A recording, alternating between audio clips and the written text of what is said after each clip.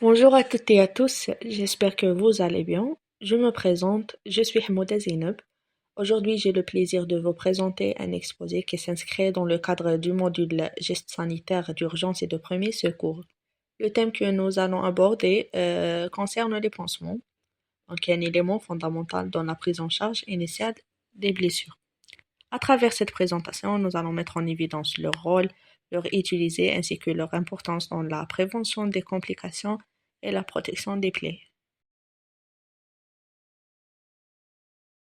Donc voilà notre plan, les principaux points de cette présentation. Nous commencerons par une introduction générale. Ensuite, nous présenterons des définitions concernant les pansements et les plaies. Après cela, nous parlerons des différents types des deux, donc c'est-à-dire les pansements et les plaies. La partie suivante sera consacrée au mode d'utilisation des pansements.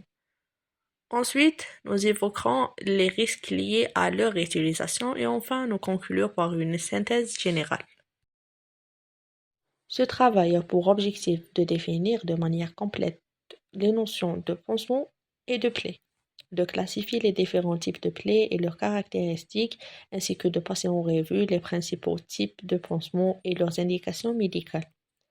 Il s'agit également d'expliquer les principes fondamentaux pour l'utilisation des pansements dans le traitement des plaies et de mettre en évidence les risques associés à une mauvaise utilisation. Les pansements constituent des dispositifs médicaux essentiels dans la prise en charge des plaies, qu'elles soient aiguës ou chroniques. Leur rôle ne se limite plus à une simple protection mécanique de la plaie, mais s'étend aujourd'hui à la création d'un environnement favorable à la cicatrisation, à la prévention des infections et à l'amélioration du confort du patient. Qu'est-ce qu'un pansement? Le pansement est un dispositif médical appliqué sur une plaie dans le but d'assurer plusieurs fonctions complémentaires. Il permet tout d'abord de protéger la plaie contre les agressions extérieures telles que les micro-organismes, les traumatismes mécaniques et les contaminants environnementaux. Il joue également un rôle fondamental dans la gestion des exsudats, en absorbant l'excès de liquide tout en maintenant un équilibre hydrique favorable à la cicatrisation. Les pansements modernes sont conçus pour créer un milieu humide contrôlé, reconnu comme optimal pour la régénération cellulaire. Ils peuvent également participer à la prévention ou au traitement de l'infection, réduire la douleur, favoriser la détection des tissus nécrotiques et améliorer le confort du patient. Le pansement n'est donc plus un simple support passif, mais un véritable outil thérapeutique intégré dans la stratégie de soins. Une plaie est une interruption de la continuité de la peau ou des muqueuses, exposant les tissus sous-jacents. Elle peut être causée par un traumatisme, une intervention chirurgicale ou une pathologie. Le processus de cicatrisation se compose de plusieurs phases, telles que l'hémostase, l'inflammation et la régénération des tissus.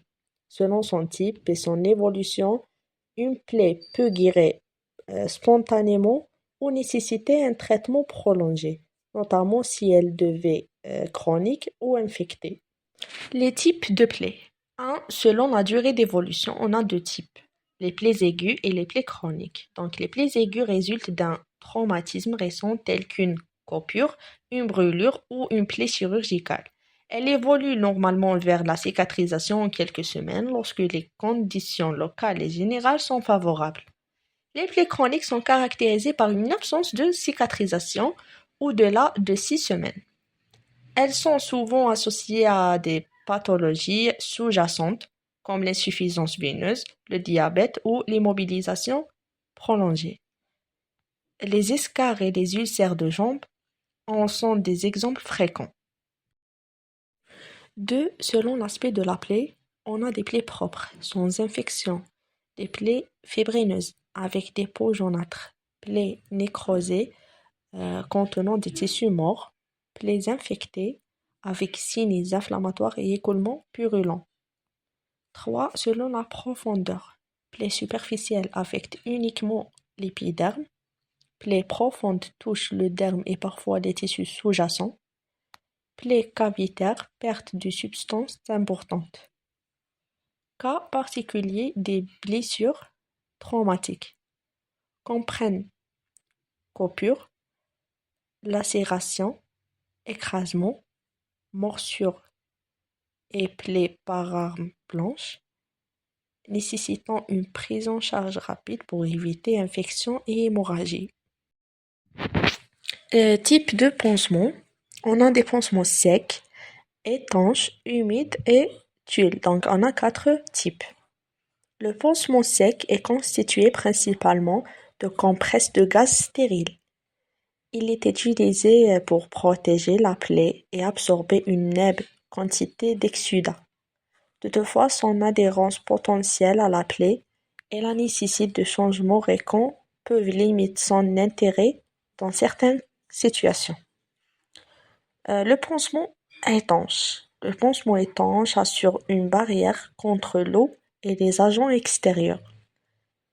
Il est indiqué pour les plaies superficielles propres et permet aux patients de maintenir une hygiène quotidienne sans exposition directe de la plaie. Le pansement humide. Le pansement humide vise à maintenir un environnement favorable à la cicatrisation. Il stimule la régénération cellulaire, réduire la douleur et accélérer la répartition tissulaire. Le pansement tulle. Le pansement tulle est un support non adhérent permettant de protéger la plaie tout en évitant l'arrachement des tissus lors de retirés. Il y a 2 types de pansements tulle, les pansements tulle gras et les pansements tulle interface. Le tulle gras est imprégné de substances lipidiques empêchant l'adhérence de la plaie. Il est indiqué pour les plaies superficielles, les brûlures légères et les plaies en phase de bourgeonnement. Les pansements interface regroupent plusieurs catégories utilisées selon l'état de la plaie. Interface, il existe plusieurs types. Hydrogel, réhydrater les plaies sèches ou nécrosées et faciliter la détertion. Alginate, très absorbant, indiqué pour les plaies fortement exudatives. Hydrofibre, absorbant les oxydants, tout en maintenant un milieu humide et en limitant les macérations. Cellulaire, en mousse de polyuréthane, adapté aux plaies exudatives, utilisable comme pansement primaire ou secondaire, incompatible avec le daquine et l'oxygéné. Hydrocolloïde, simple d'utilisation, indiqué lors des phases de bourgeonnement et d'épidermisation. Pansement antibactérien, argent, réduisent la charge bactérienne des plaies infectées ou à risque.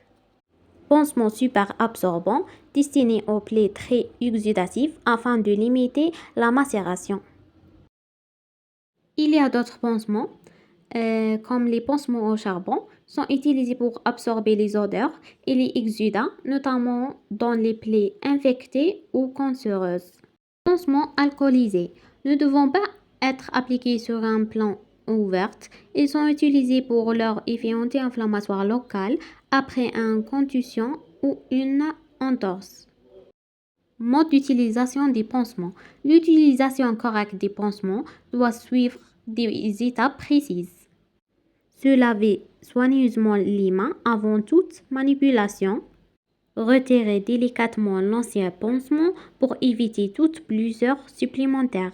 Nettoyer la plaie avec une solution appropriée, sérum physiologique ou antiseptique, et la sécher doucement. Appliquer le pansement adapté selon les recommandations du fabricant, en veillant à couvrir entièrement la zone sans exercer de pression excessive.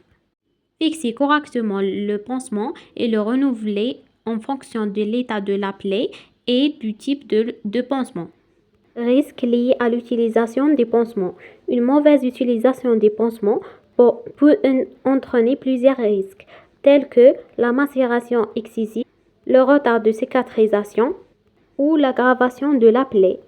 Le non-respect des règles d'asepsie augmente le risque d'infection locale.